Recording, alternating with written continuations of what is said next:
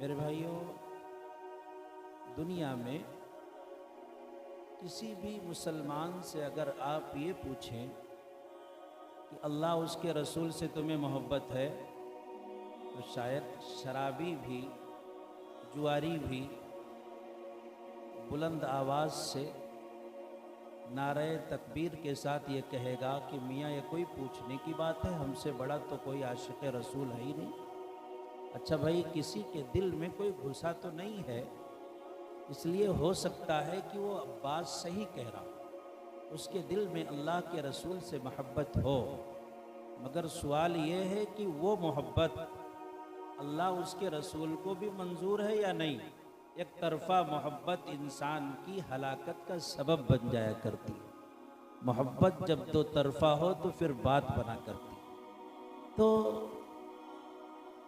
कहीं ऐसा तो नहीं कि वो जो मोहब्बत का दावेदार है उसकी मोहब्बत नादानी पर मुश्तमिल है। एक आदमी था, उसने एक बंदर पाला, बंदर को उसने बहुत अच्छे से रखा, उसकी खिदमत की, तो बंदर भी अपने मालिक की खिदमत करता था। एक दिन मालिक सो रहा था, दोपहर को कैलूला कर रहा था कि एक मक्खी उस मालिक की नाक पर आकर बैठ गई।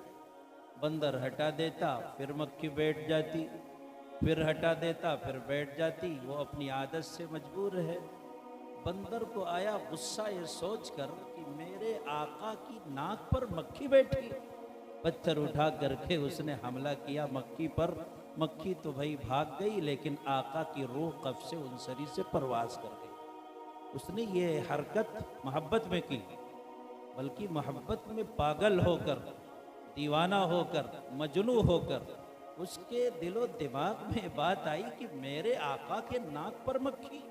इतनी बड़ी जुरात उसकी, तो उसने नादानी में जो कदम उठाया उससे इतना बड़ा नुकसान हुआ कि आका साहिब दुनिया से तशरीफ़ ले गए। तो कहीं ऐसा तो नहीं कि हम भी मोहब्बत का दावा करते हैं, अल्लाह के नबी से मोहब्बत है, हम अल्लाह के नबी से प्यार करते हैं, अल्लाह तबारक व तआला के हबीब से हम दिल की गहराइयों से इश्क करते हैं।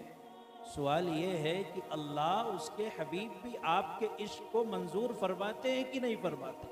मैंने तिरमिज़ी शरीफ की रिवायत आपके सामने पढ़ी है, इसका तर्जुमा करता हूँ, बात ख़त्म करता हूँ। अल्लाह के हबीब सल्लल्लाहु अलैहि वसल्लम फरमाते हैं, जो शख्स ये चाहता है कि ऐसे बंदे को देखे कि जो अल्लाह उसके रसूल से मोहब्बत करता है, अल्लाह उसका रसूल भी उससे मोहब्बत करता है, दो तरफा मोहब्बत वाला बंदा, तो फरमाया कि उसकी ज़िंदगी में टटोलो, उसकी अदाओं में गौर करो, उसके शबो रोज़ के जो मामूलात हैं उनको परखो, तीन बातें देखो। अगर तीन बातें हैं, वो अल्लाह उसके रसूल का आशिक़ है, अल्लाह उसके रसूल भी उससे मोहब्बत करते हैं।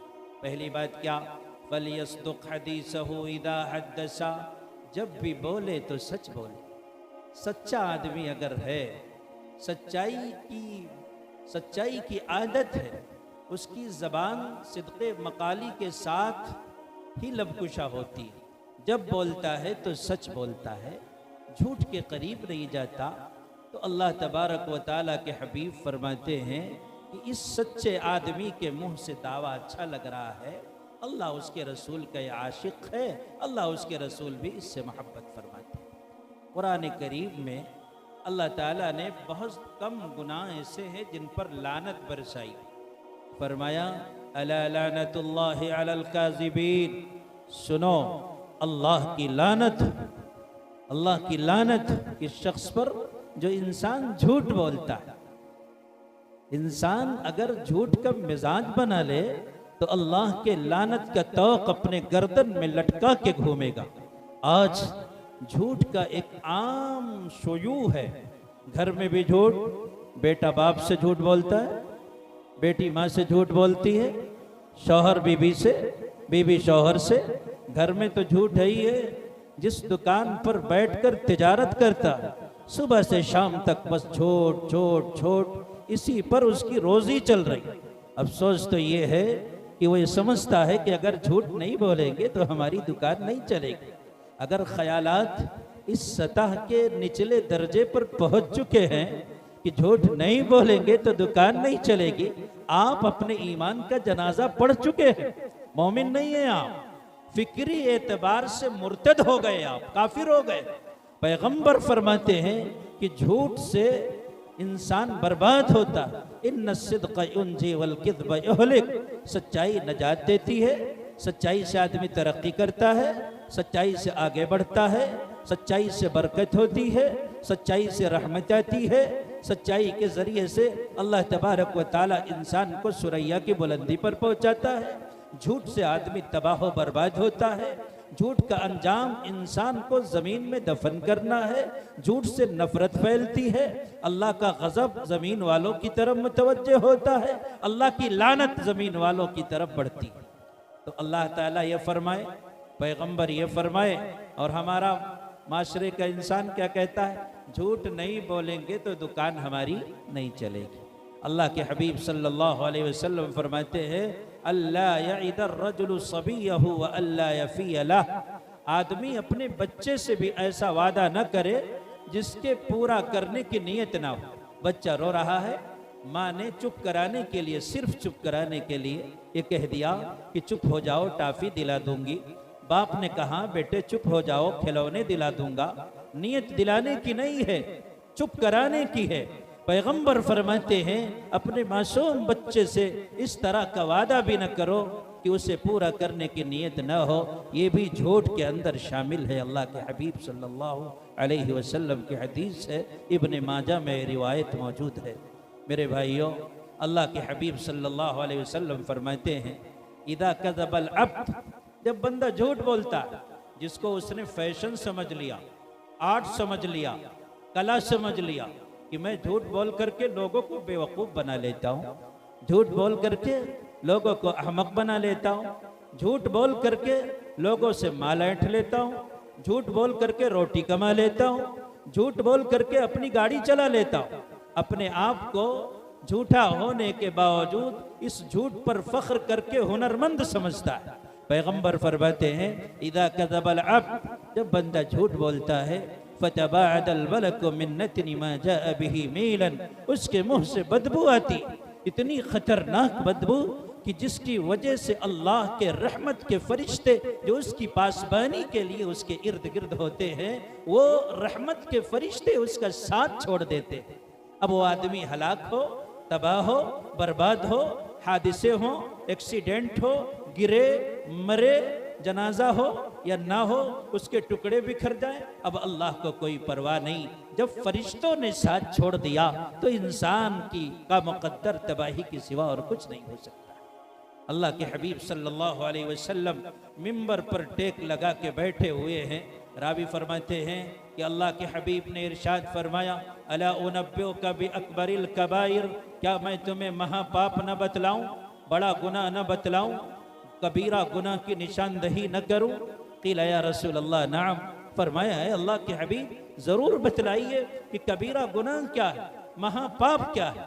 तो फरमाया अल इशराक बिल्लाह, सबसे बड़ा गुनाह तो ये है कि जिस मालिक ने तुम्हें पैदा किया उसके साथ तुम बेवफाई करो, यानी शिर्क के गुनाह का इर्तिकाब करो। अल्लाह ने पैदा किया, रोजी वही देता है, वही मारता जिलाता है, इज्जत व जिल्लतों का मालिक है, बीमारी और शिफा का मालिक है, वही रज़्ज़ाक़ हकीकी है, वही सन्नाए हकीकी है, वही कादिर व क़य्यूम है, वही औलाद देता है, वही लेता है। ये अकीदा रखना हमारे लिए ज़रूरी है। और अगर कोई इंसान दिमाग में ये ख्याल भी लाए कि ये काम कोई और भी कर सकता है तो शिर्क है। फरमाया सबसे बड़ा गुनाह ये है कि जिस मालिक ने तुम्हें पैदा किया, अपने उस मालिक से बगावत करके ये पेशानी उसके सामने झुकाने के बजाय गैरुल्लाह के सामने तुम पेशानी को टिकाओ और झुकाओ, ये सबसे बड़ा गुनाह। फिर फरमाया व उक़ूक़ुल वालिदैन, तुम्हारे वालिदैन का तुम पर एहसान है। माँ बाप बहुत बड़ी नेमत है। ऐ ज़िया, माँ बाप के साए की ना कदरी न कर। ऐ ज़िया, माँ बाप के साए की ना कदरी न कर, धूप काटेगी बहुत जब ये शजर कट जाएगा। अगर ये मौजूद हैं तो तुम्हारे लिए गोया कि तुम्हारी हिफाजत का ये मजबूत हिसार है, चट्टान है। तुम्हारे वालिदैन तुम्हारे हक में दुआ करे न करे, इनका वजूद ही तुम्हारे लिए रहमत है। अल्लाह इनकी वजह से तुम्हें बरकत देता है, मालदार बनाता है, उम्र के अंदर अल्लाह ताला बरकत अता फरमाता है, माल में बरकत अता फरमाता है। अल्लाह के हबीब अलैहिस्सलातु वस्सलाम ने फरमाया कि उन लोगों पर खुदा की लानत हो जो अपने माँ बाप पर अपनी बीवियों को तरजीह देते हैं। ये अल्लाह के हबीब अलैहिस्सलाम ने फरमाया अपने खांसते हुए बूढ़े बाप की खांसी से तुम्हें एलर्जी नहीं होनी चाहिए। अगर वो बीमार है तो उसकी बीमारी को अपने ऊपर सवार न करो, बोझ न बनाओ। तुम्हारी कमाई का वो हिस्सा इंतहाई बेशकीमत है जो अपने वालिदैन पर आपने कमा के लगा दिया। तो फरमाया दूसरे नंबर का गुनाह यह है कि इंसान अपने वालिदैन की नाफरमानी करे। हजरत सलमान फारसी रावी हैं, मुस्लिम की रिवायत है, फरमाते हैं कान नबी सल्लल्लाहु अलैहि वसल्लम मुत्तकियन फजलसा वक़ाल शहादतुज़्ज़ूर शहादतुज़्ज़ूर शहादतुज़्ज़ूर कर्ररहु हत्ता क़ुलना लैतहु सकता।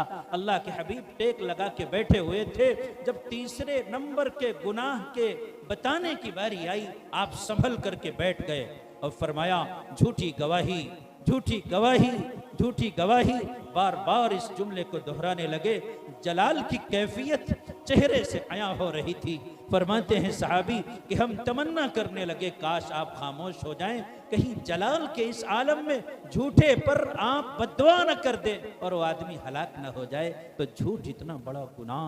अल्लाहु अकबर। अल्लाह ताला कुरान पाक में फरमाता है मा यल्फिज़ु मिन क़ौलिन इल्ला लदैहि रक़ीबुन अतीद। जब बंदा ज़बान से कोई बात निकालता है, बक बक बक बक कर रहे हैं, झूठी बातें कर भी रहे हैं, झूठी बातें सुन रहे हैं, बल्कि झूठी बातों का कारोबार कर रहे हैं और हम झूठी बातों के कारोबार को तरक्की दे रहे हैं। ये कॉमेडियन कौन है? झूठ का कारोबार तो करने वाले। कभी ये शो चल रहा है, कभी वो शो चल रहा है, झूठ बोल बोल करके अपनी तरफ से लतीफे बना बना करके मस्खरे आकर के चुटकुला छोड़कर लोगों को हंसाते हैं और लोग अपना कीमती वक्त बर्बाद करके हंसते हैं। घंटों यूट्यूब पर इंसान वो प्रोग्राम देखता है जो कॉमेडियन पेश करते हैं, हंसाते हैं, दिल लगी की बातें करते हैं और फिर उसमें वक्त भी जाये करता है, आखिरत को भी तबाह बर्बाद करता है। आप इसे मामूली समझते हैं? हंसाने के लिए झूठ बोल रहा है, आप हंस रहे, उसे वक्त दे रहे, आपके बच्चे उसको तरक्की दे रहे। अल्लाह ताला फरमाता है झूठ के मुकद्दर में मिटना है। आप अल्लाह के सामने सीना सिपर होकर कह रहे आप तो मिटाने की बात कर रहे, लेकिन हम हैं कि झूठे कारोबार को तरक्की देंगे और झूठे लोगों की झूठी बातों को फैलाएंगे। बल्कि झूठे चुटकुले अगर आपके व्हाट्सएप पे आ गए और वो हंसी पर मुश्तमिल है तो आप उसको फिर आगे बढ़ाने पर इस तरीके से अपने आप को आमादा करते हैं कि जैसे कोई दीन का काम हो। हालांकि क्या हो रहा है, आप तबाह हो रहे, दूसरों को तबाह कर रहे, आप जहन्नम में जा रहे, दूसरों को जहन्नम में लेके जा रहे हैं। ये इस तरीके से तफसील का वक़्त नहीं है, इसलिए कि ये तारीखी जलसा है। मेरे ख्याल से बिजनौर के जलसों में शायद मौलाना तो रोज़ रहते हैं, इस तरह का कोई जलसा हो कि मुकर्रिर आया हो अभी 12 के पहले और बेचारे सब सर डाल करके जो मौजूद थे वो सो रहे थे और बकिया सारे के सारे इधर उधर घूम रहे थे। तो इस एतबार से ये जलसा तारीखी है। अल्लाह हिदायत दे। हमारी कुटाई हो रही, तबाह बर्बाद हो रहे। कौन है जो हमारे खून को पानी से ज़्यादा सस्ता नहीं समझ रहा? हर तरफ से मार फटकार लानत, लेकिन हम कौम मुस्लिम होश का नाखून लेने को तैयार नहीं। वही है चाले बेढंगी जो पहले थी वो अब भी है। अल्लाह ताला हमारी कौम को सही समझ अता फरमाए। भाई 3 बातें थी जिसमें से दूसरी बात मैं आपके सामने बयान करके जगह लेता। आशिक रसूल की पहली पहचान ये है कि वो सच बोले, झूठ न बोले, टोपी न पहनाए, फराडिया बन करके फराड न करे। और दूसरी चीज फरमाया अल्लाह के हबीब सल्लल्लाहु अलैहि वसल्लम ने वलियुअद्दी अमानतहु इज़ा तुमिना, अमानत में खयानत न करे। अमानत की अदायगी हमारे ज़िम्मे लाजिम है। अमानत अगर किसी ने हमारे पास रख दिया है तो उस अमानत की हिफाजत मौत तक हम करते रहे। शरई और अखलाकी जिम्मेदारी हम पर आयद की गई। क्या कीजिएगा उस माशरे को जहाँ मस्जिद में ताला इसलिए लगाया जा रहा है कि कहीं ऐसा ना हो किसी साहब की नज़र पड़ जाए नया नया पंखा देख लें, पंखे को रात में आकर खोल के ले जाकर के बेच ले। क्या कीजिएगा उस माशरे को जहां फ्रिज मस्जिद में रखा है और गिलास जंजीर से बांध करके इस्तेमाल किया जाता है। कहीं ऐसा ना हो कोई बुजुर्ग आए नमाज पढ़े और गिलास जेब में डाल करके ले जाए। नई नवेली दुल्हन जब आती है और सास उसके बकस की चाबी मांग ले, ऐसा लगता है जैसे बिच्छू ने डंक मार दिया। चाबी देते हुए इसलिए कतराती है कि इधर चाबी लेगी, रातों रात बकस खोल करके सामान अपनी बेटियों को दे करके उन्हें रफू चक्कर करके हमारा कबाड़ा कर देगी। बददयांती की ये फजा है। मैं एक वाकया सुना करके बात को ख़त्म करता हूँ। अल्लाह के हबीब सल्लल्लाहु अलैहि वसल्लम मक्के में, चंद साथी आपके मक्के में हैं। नबी का दिल चाहता है कि खाने काबा के अंदर घुस करके नमाज पढ़े। आसपास तो सब लोग नमाज पढ़ रहे हैं, तवाफ कर रहे हैं। हतीम की शक्ल में अल्लाह ने हमें भी मौका दे दिया कि अंदर घुस करके नमाज पढ़ ले। खाने काबा के अंदर ख्वाहिश है अल्लाह के हबीब अलैहिस्सलाम की कि अंदर जाके नमाज पढ़े। अल्लाह के नबी अलैहिस्सलातु वस्सलाम पहुँचे। खाने काबा का मुतवल्ली था जो मुसलमान नहीं था, उस्मान बिन अबू तल्हा। फरमाया अल्लाह के हबीब ने, उस्मान चाबी मुझे दे दो, मैं बैतुल्लाह के अंदर घुस करके अंदर नमाज पढ़ना चाहता। नबी के सजदों के लिए काबा तरसता था। खुलूस दिल का एक सजदा कि उस सजदे का क्या कहना, जहां रखती जबी मैंने वहीं काबा सरक आया। अल्लाह के हबीब ने कहा मेरा दिल चाहता है, मेरी ख्वाहिश ये है कि अंदर जा करके दाखिल होकर मैं नमाज पढ़ूं। उस्मान ने धक्के दिए, मोहम्मद तुम कैसे नमाज पढ़ सकते हो? तुम तो हमारे माबूदाने बातिल को झुठलाते हो। तुमने हमारी कौम में एक तफरीका डाल दिया है। आपने भाई भाई को लड़ा दिया, बेटे और बाप को लड़ा दिया। हम आपको नमाज नहीं पढ़ने देंगे। अल्लाह के हबीब ने कहा, उस्मान याद करो, अगर कभी ये चाबी मोहम्मद के पास आ जाए तो फिर क्या होगा? कहने लगे, उस्मान मोहम्मद वो दिन कुरैश मक्का के लिए सबसे बदतरीन दिन होगा जिस दिन चाबी तुम्हारे हाथ में होगी। हबीब किबरिया ने पलट कर कहा, उस्मान यूं न कहो, उस शख्स से कह रहे हो खंजर लगे किसी पे तड़पते हैं हम अमीर, सारे जहां का दर्द हमारे जिगर में है। मेरे बारे में तुम्हारा यह ख्याल है? नहीं, जिस दिन चाबी मेरे पास आएगी कुरैश मक्का के लिए कायनात का सबसे खुश नसीब दिन होगा वो, जब चाबी मेरे पास हो। आए, बात आई गई, ख़त्म हो गई। आपने हिजरत की। सन 8 हिजरी में मक्के से आप मदीने से आप मक्के की तरफ आए हैं। मक्का को फतह किया है। लड़ाई नहीं हुई, झगड़ा नहीं हुआ, मोहब्बत की तलवार, अखलाक की तलवार नबी ने रखी है। किसी सहाबी ने जोश में कहा था, अल यौम यौमुल मलहमा, आज तो खोपड़ियों को जुदा कर देंगे सरों से। फरमाया यूं न कहो, कहो अल यौम यौमुल मरहमा, आज तो रहमो करम का दिन है। रहमो करम के हथियार से मोहम्मद ने गैरों के क़ुलूब को मुसख्खर करके अपने ताबे बनाया। मक्का फतह हुआ, उस्मान को बुलाया गया, चाबी लाओ। चाबी ले ली अल्लाह के हबीब अलैहिस्सलाम ने। अंदर खाने काबा में गए, घुस करके नमाज अदा की, बाहर आए, इंतजार में हैं। हजरत अबू बकर सिद्दीक, चाबी मुझे मिलेगी। उमर फारूक चाहते चाबी मुझे मिल जाए। उस्मान गनी चाहते हैं चाबी मुझे मिल जाए। अली मुर्तज़ा, अस्हाब अशरे मुबश्शरा, बदरो हुनैन, सभी बदर वाले मौजूद हैं, वो चाहते हमें मिले। अचानक अल्लाह ताला ने कुरान पाक की आयत नाजिल फरमाई, इन्नल्लाह यअमुरुकुम अन तुअद्दुल अमानाति इला अहलिहा व इज़ा हकमतुम बैनन नासि अन तहकुमू बिल अदल इन्नल्लाह निअम्मा यइज़ुकुम बिही इन्नल्लाह काना समीअन बसीरा। देखो, आपने जिनसे चाबी ली है वो काफिर है, मुशरिक है, उसका दीन धर्म क्या है इससे कोई बहस नहीं, लेकिन आपने ली है ये अमानत है, और अमानत को साहिब अमानत तक लौटा देना ये अमीन की जिम्मेदारी है। अगर आप ऐसा करेंगे, अल्लाह के हुक्म को पूरा करेंगे, और अगर ऐसा नहीं करेंगे तो ये सरासर रब के हुक्म की नाफरमानी है। तो मेरे भाइयों, सच्चाई को भी लाजिम पकड़ो, अमानतदारी को जिंदगी में जगा दो। अमानतदारी आएगी इंशाअल्लाह, फिर तुम्हें कोई नाकाम नहीं कर सकता। अमानतदारी आएगी तो अल्लाह तबारक व तआला अमानतदारी के बरक़ात को माशरे के अंदर मुशाहदे के तौर पर आपको जब मुशाहदा कराएगा, आप देखेंगे अपनी खुली आंखों से कि अमानतदारी की बरकतें क्या हैं, अमानतदारी का फ़ायदा क्या है। टोपियां पहनाने में ज़िंदगी न गुजारो। कर्ज अगर कोई नहीं दे रहा है, इतनी तारीफ कि आप ऐसे हैं वैसे हैं, डबल पैसे हैं, जंगल के भैंसे, फला फला। अरे साहब, आप तो हातिम ताई की कब्र पर भी लात मार देने वाले सखी हैं। और कर्जा जब मिल गया, 1 महीने का वादा था लौटाने का, महीना गुजर गया, फोन पर फोन बेचारा कर रहा है, अब उसे टरखाया जा रहा है, वो जूतियां चटकाते हुए बेचारे की जूतियां घिसी जा रही है, नंबर स्विच ऑफ कर लिया जाता है, और इसी में इंसान अपनी खूबी और अपना कमाल समझता है। तो अल्लाह के हबीब सल्लल्लाहु अलैहि वसल्लम ने फरमाया कि देखो भाई, आशिक़ रसूल की पहचान ये है कि इंसान सच बोले। आशिक़ रसूल की पहचान ये है कि इंसान अमानतदारी अपने ऊपर लाजिम कर ले, अमानतदारी के साथ ज़िंदगी गुजारे, अमानतदारी के साथ उसकी मौत आए।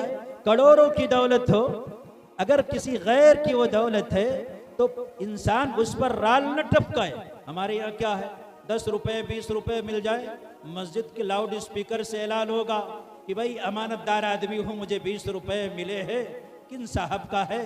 जिनका हो आके ले जाए। और अगर 10-20 लाख या 10-20 हज़ार मिल गए तो अमानतदार साहब के जेब में इस तरीके से जाएगा कि उनके फरिश्तों को भी शायद पता न लगे कि ये 20,000 की रकम इनके जेब में आई है। तो हमारी अमानतदारी का ये आलम है कि जब मामूली चीज़ हो तो फिर हम अमानतदारी का जलवा दिखाते हैं, और जब भारी चीज़ हो तो भीगी बिल्ली बन जाते हैं।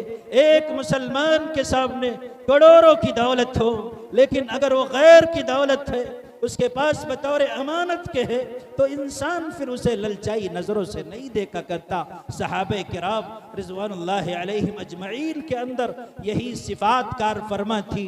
ताबईन के अंदर भी, तबे ताबईन के अंदर भी बड़ी बड़ी जंगें हुई, माले गनीमत मिला, सोना चादर में डाल करके लाके सिपे सालार के सामने पेश किया।